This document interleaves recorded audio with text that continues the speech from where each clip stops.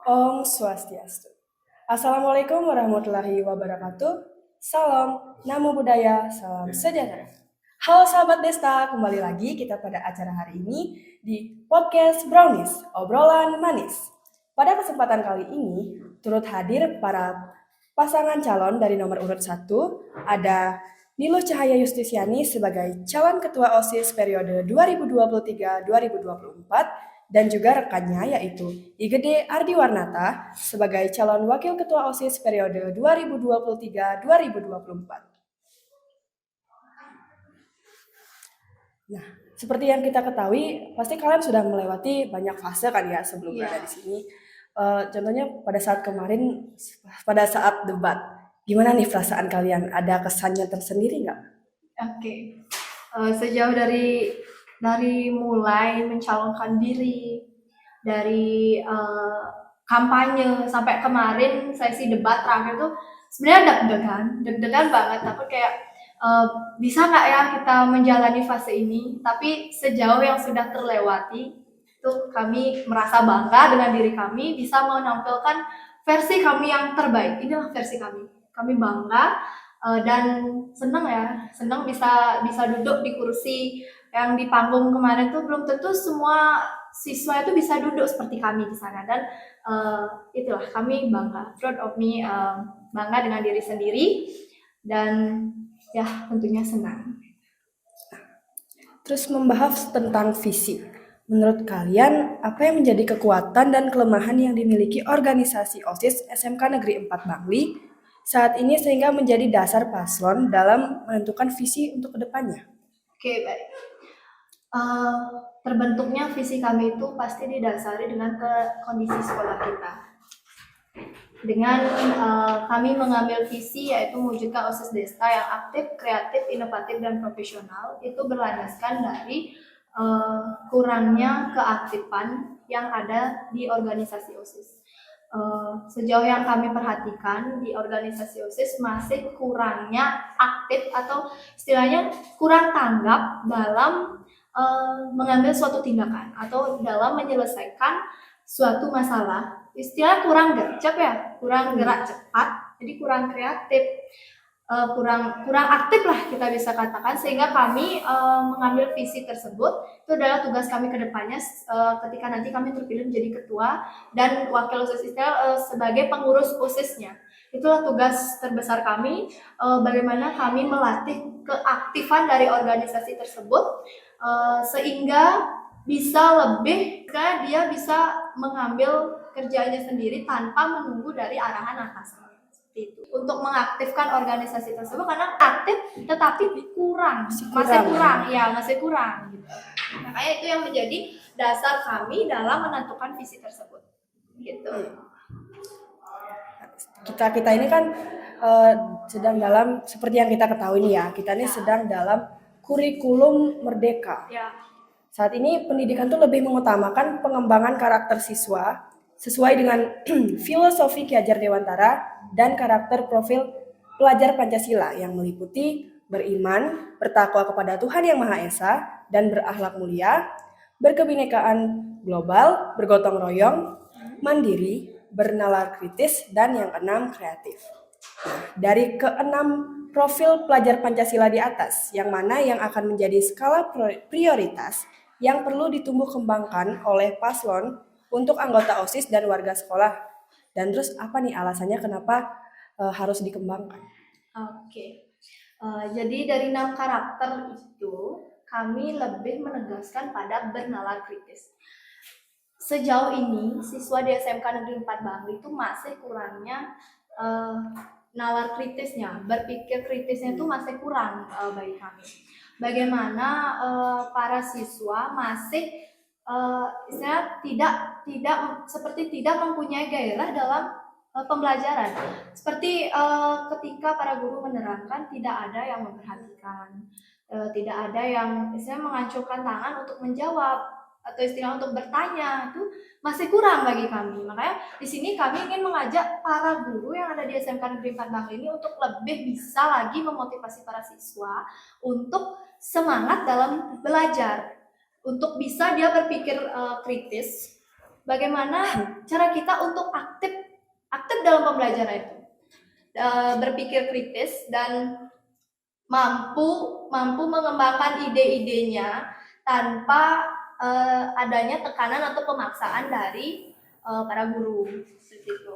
Jadi kita akan bekerja sama atau lebih meningkatkan daya berpikir kritisnya dari para siswa, biar dia lebih aktif kan, biar lebih bertanya, semangat belajar, semangat belajar, dan enggak lah ada istilahnya lagi bolos-bolosan karena nggak semangat dalam pembelajaran gitu. Saya harap bisa tercapai ya. Ya, suatu hari nanti kita akan bersama-sama berkolaborasi dengan para siswa dan para guru yang ada di SMK Negeri 4 Bangli. Terus dalam satu visi SMK Negeri 4 Bangli kan ada menjadi sekolah vokasi unggulan yang mampu menghasilkan lulusan yang siap mengisi dan membuka lapangan kerja. Bagaimana sih upaya yang kalian lakukan selaku organisasi OSIS dalam upaya mendukung dan mewujudkan visi SMKN 4 Bangli tersebut?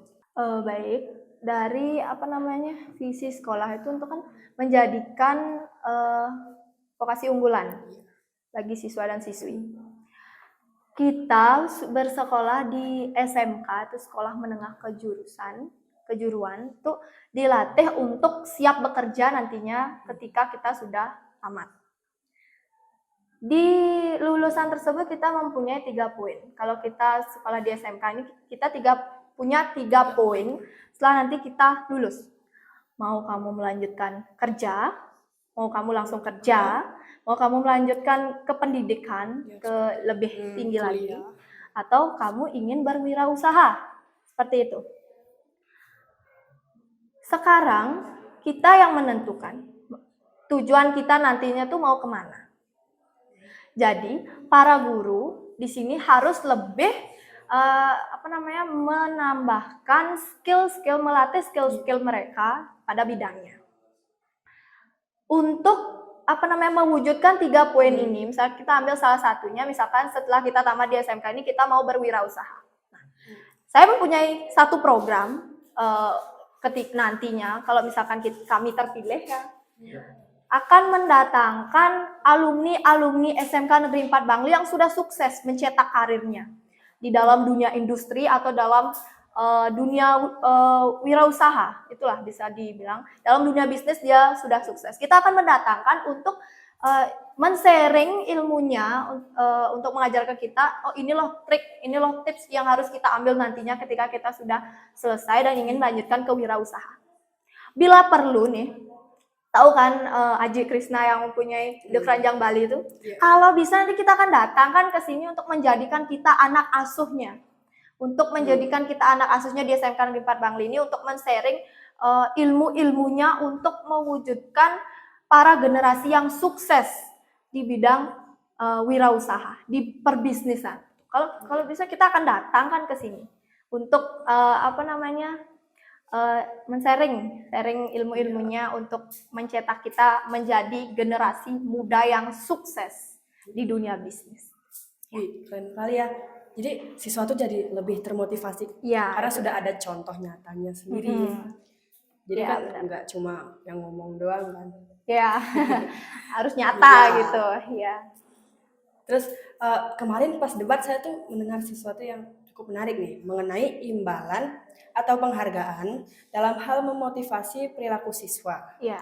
Apakah itu sudah sesuai dengan keyakinan kalian atau belum? Terus apa alasannya? Menurut kami sendiri itu memang sangat perlu.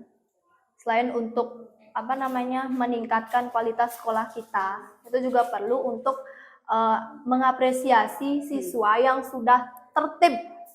Jadi istilahnya kita ada yang kita kasih sanksi, ada juga yang kita kasih imbalan atau istilahnya kita kasih apresiasi. Itu sangat perlu untuk memotivasi para siswa yang masih saja tidak tertib atau masih saja sering kena hukuman gitu kan, kena hukuman dari kesiswaan atau enggak dari BK. Tuh, makanya kita dari sini kita mengajak siswa tersebut untuk lebih bisa mendisiplinkan dirinya, karena kedisiplinan itu kan terbentuk dari diri kita Karakter kita sendiri, sendiri. kesadaran kita sendiri. Kalau kita nggak sadar ya gimana gitu kan? Ya makanya dari itu untuk memotivasi siswa yang sudah rajin, yang udah menuruti menaati tata tertib itu perlu kita kasih apresiasi. Iya. Terus Gitu. membahas tentang imbalan atau penghargaan. Dalam hal ini seperti apa sih contoh simpelnya imbalan atau penghargaan yang akan kalian berikan kepada siswa yang sudah mengikuti peraturan? Oke, baik. Itu simpel sebenarnya. Tapi untuk sekarang kami belum menemukan siswa yang memang benar-benar mampu atau menaati tata tertib tersebut. Bisa kami kita undang, kita ajak di depan untuk memotivasi siswa bahwa inilah contoh siswa yang taat akan tata tertib. Nah, untuk imbalan-imbalannya nanti pasti akan ada istilahnya kita sekarang kan bekerja sama dan OSIS itu masih di bawah naungan Bapak Ibu Guru.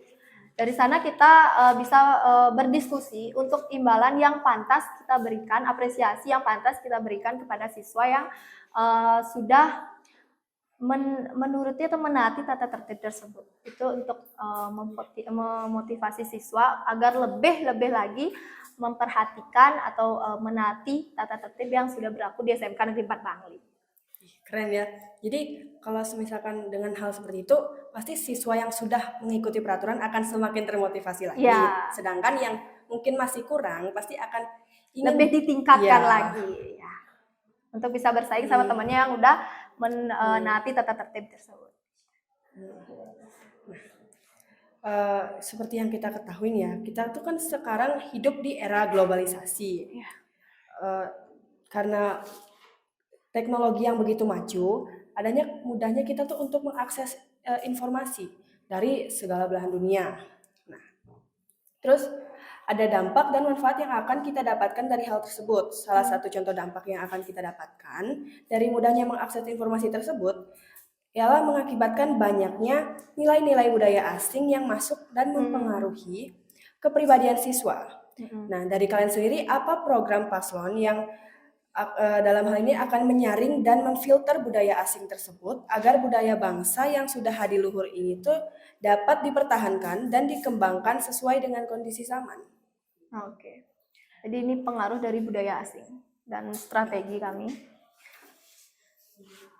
Sebetulnya itu sangat berdampak untuk bukan hanya dari siswa-siswa lain, dari kita sendiri pun itu sangat berdampak karena canggihnya teknologi sekarang kita bisa mengakses banyak sekali kita tahu informasi dari dunia lain. Nah, dari sana kita juga harus perlu mensadarkan diri kita bahwa kita boleh nggak mengikuti budaya itu kayak boleh atau enggak kita menuruti budaya tersebut. Sedangkan kita kan sudah mempunyai budaya kita sendiri.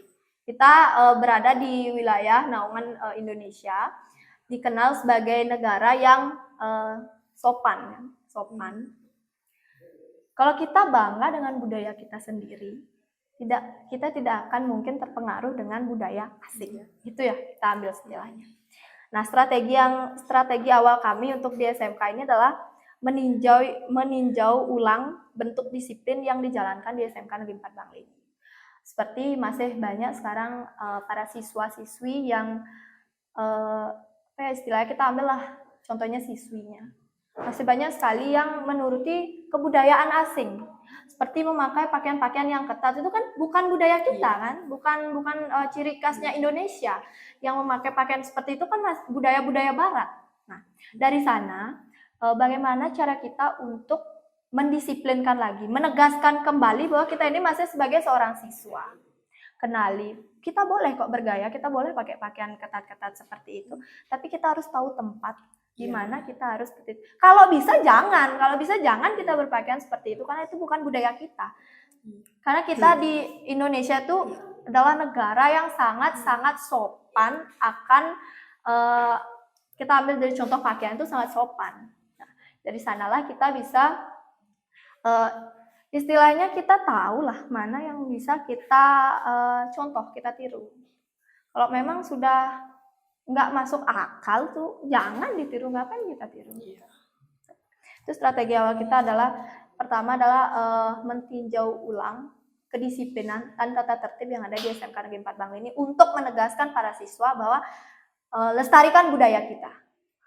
Apa yang sudah dicantumkan tentang budaya kita, itu yang harus kita jalankan, itu yang harus kita lestarikan. Bukan kita malah melirik budaya asing lalu kita mencontohnya. Itu bukan, lebih baik kalian out saja dari negara kita. Gitu.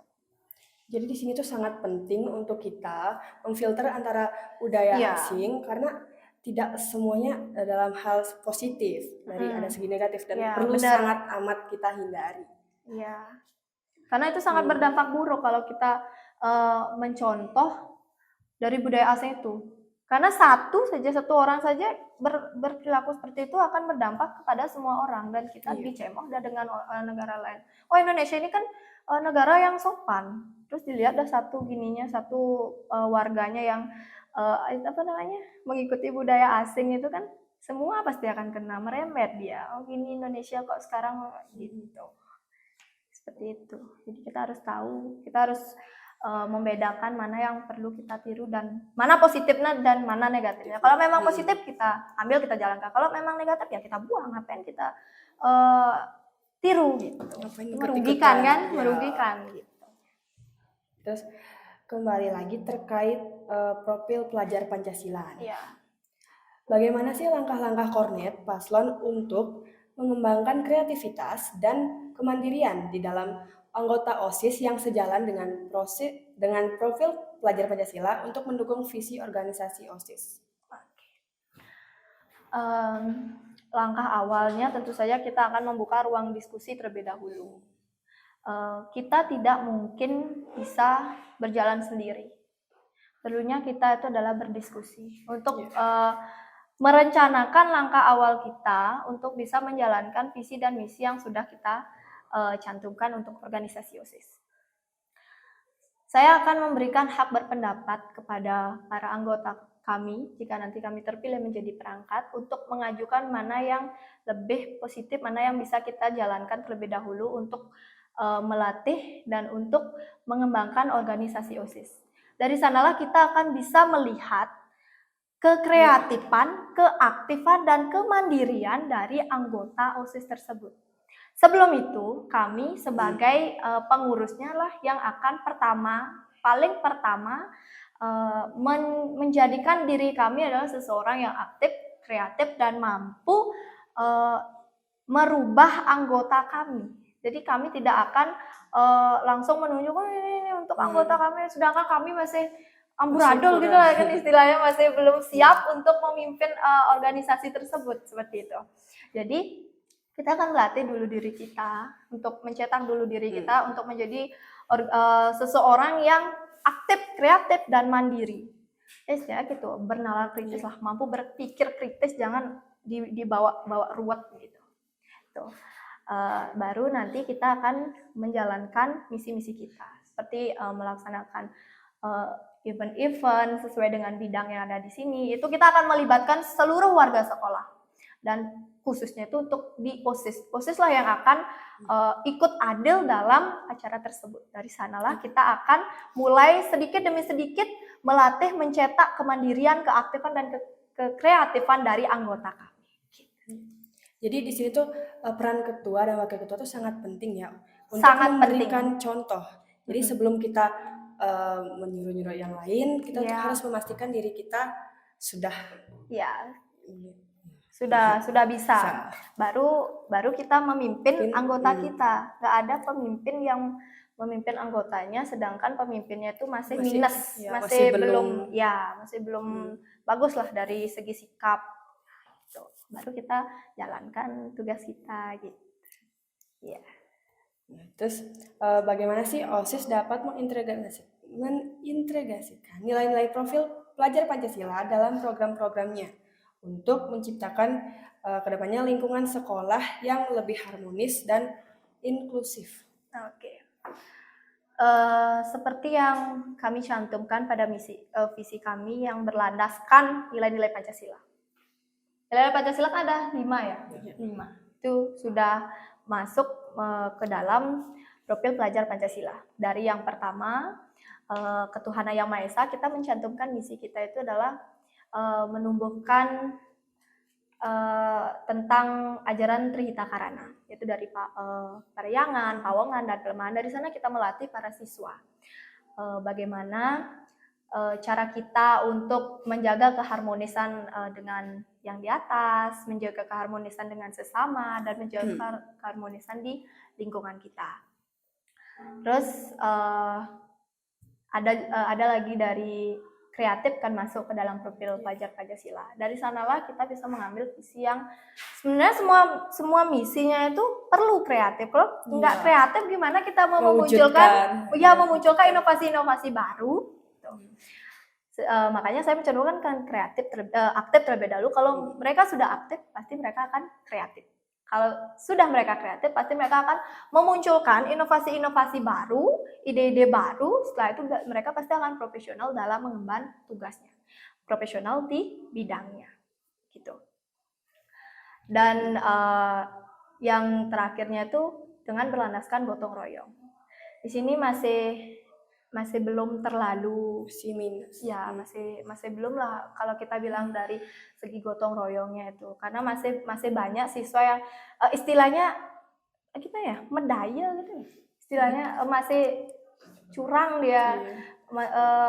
Saat temannya kerja dia ke kantin pergi gitu kan, itu masih belum mencerminkan yang namanya gotong royong di lingkungan sekolah. Nah, dari sanalah kita akan lebih lagi menegaskan, terus ya kalau memang 1-2 kata kita tidak mereka dengarkan, ya kita akan memunculkan lagi program-program baru yang bisa memotivasi mereka untuk ayo ikut dalam gotong royong ini, karena ini penting untuk lingkungan kita. Kalau mau sekolah kita dicap sebagai sekolah yang harmonis, yang bersih, nyaman, indah, itu mari kita wujudkan bersama. Orang kamu sekolah di sini, tanggung jawabkan di sekolah kamu. Nah, di sekolah itu kan mempunyai visi menjadi sekolah vokasi unggulan yang mampu menghasilkan lulusan yang siap mengisi dan membuka lapangan kerja.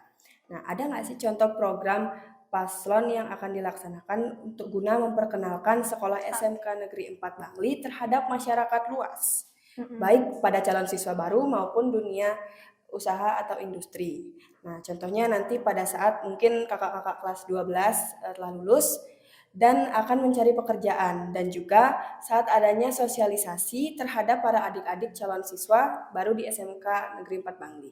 Baik. Jadi di sini merujuk kepada bagaimana strategi kita untuk mengajak murid-murid baru untuk ke SMK Negeri 4 Bangli. Itu masuk ke misi kami yang ketiga. Dengan mengadakan berbagai event-event dan pelatihan-pelatihan yang unik di SMK Negeri 4 Bangli ini untuk yang namanya mengenalkan, bukan hanya mengenalkan lingkungan sekolah kita saja, tapi mengenalkan bidang-bidang yang ada di SMK Negeri 4 Bangli, keunggulan yang ada di SMK Negeri 4 Bangli, dengan cara mengundang adik-adik kita untuk datang ke SMK Negeri 4 Bangli untuk melihat untuk memperkenalkan sekolah kita, bahwa ini loh yang ada di sekolah di SMK Negeri 4 Bangli, ini loh jurusan-jurusan yang ada di SMK Negeri 4 Bangli.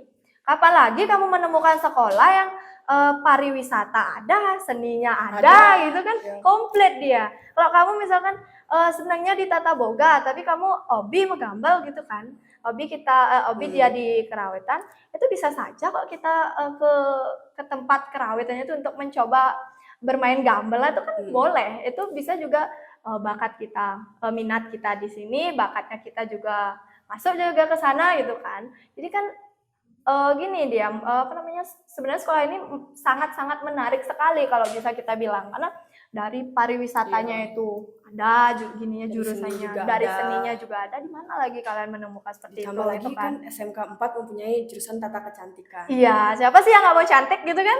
Iya, itu dah. Kalau mau apa ya, komplit sebenarnya sini mau rias-rias bisa, mau ke seni bisa, pariwisata juga bisa. Nah, selain itu kita juga jangan lupakan dengan media sosial. Sekarang kan dunia canggih ya. Apa-apa selalu apa dikit ke media sosial dibawa. Sampai berita hoax pun di media sosial ada gitu kan. Sampai jualan-jualan tuh ke media sosial juga.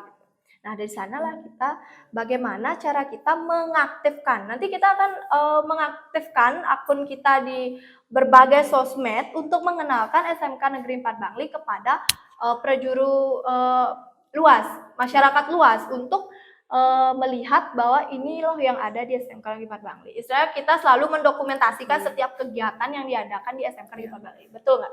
Ya kan? Jadi masyarakat luas tuh bisa mengetahui potensi yang dimiliki. Iya, seperti itu. Ini loh kompetensi yang ada di SMK Negeri 4 Bangli. Ayo datang ke SMK Negeri 4 Bangli. Gitu. Dari program tersebut pastinya nanti akan ada yang banyak yang tertarik ya. Iya, apalagi nanti kita kan eventnya berhadiah. Terus gini juga, kami juga mempunyai program di mana kami akan mengajak atau mendiskusikan terlebih dahulu kepada para guru untuk memberikan 10 pendaftar pertama potongan harga untuk ke SMK Negeri 4 Bangli ini. Kalau kita bisa, nanti kita kan diskusi lagi tentang hal tersebut, baru kita launchingkan program tersebut di media sosial untuk diperkenalkan kepada masyarakat luas. Saya harap dari situ, dari program-program tersebut yang nantinya jika sudah terwujud bisa menambahkan kembali minat-minat masyarakat luas terhadap SMK Negeri. Iya, agar lebih banyak lagi yang masuk ke SMK Negeri 4 Bangli untuk mencetak generasi yang sukses di masa depan. Terus bagaimana sih upaya kalian jika nanti kalian terpilih menjadi ketua dan wakil ketua OSIS, namun dalam perjalanan organisasi tersebut terdapat anggota yang menyimpang dari keyakinan organisasi yang sudah disepakati. Bagaimana sih tindakan yang akan kalian lakukan? Oke. Tentunya kami akan tegas. Kami sebagai pengurus dari organisasi itu adalah sikap tegas yang akan kami ambil. Bahwa kita sudah terjun ke dalam organisasi, pertanggungjawabkan apa yang ada di organisasi kita. Kalau niat kamu hanya setengah-setengah, lebih baik kamu jangan masuk ke organisasi OSIS. Seperti itu. Saya akan mengajak atau mengadakan ruang diskusi untuk kita. Istilahnya saya tidak akan secara terang-terangan, secara langsung mendepak orang tersebut, orang yang menyimpang dari visi kita, itu istilahnya udah bosan di organisasi OSIS tersebut. Kita akan mengajak dia untuk diskusi. Kita akan bertanya, kita pelan-pelan akan bertanya apa yang membuat kamu sehingga kamu bisa berpikir untuk keluar dari organisasi OSIS. Dan saya akan memberikan di sana ruang pendapat untuk dia. Kan gitu sekarang kan. Berikan dia untuk waktu untuk menyampaikan pendapatnya, menyampaikan keluh kesahnya. Kenapa sih kamu bisa bosan di sini? Terus apakah kamu ada pendapat lain untuk lebih bisa menggairahkan organisasi kita gitu kan? Dari sana kita akan istilahnya tegas, ya tegas. Kita memang tegas, tapi tegas dalam artian bukan secara langsung kita memarahi. Tidak, itu bukan perbuatan yang bisa memperbaiki, tapi malah mengundang kemarahan dari orang tersebut, mengundang emosi lah kita bisa bilang. Jadi bukannya malah terselesaikan konfliknya, malah menambah konflik malah baru. merembet ya, malah nanti itu yang akan mempengaruhi anggota lain untuk keluar saja, pengurusnya saja seperti ini gitu kan. Ya gitu, makanya kita akan berbicara pelan-pelan. Kita anggaplah ini saudara kan ya, menyelesaikan masalah pelan-pelan, itu nanti baru kita mencari solusi dan kesepakatannya. Nah, ketika kalian nanti sudah terpilih menjadi ketua dan wakil ketua OSIS, langkah strategi apa yang akan menjadi program paslon yang agar dapat berkolaborasi dengan baik antara pihak sekolah, guru, pegawai, dan orang tua dalam mencapai tujuan visi misi kalian? Oke.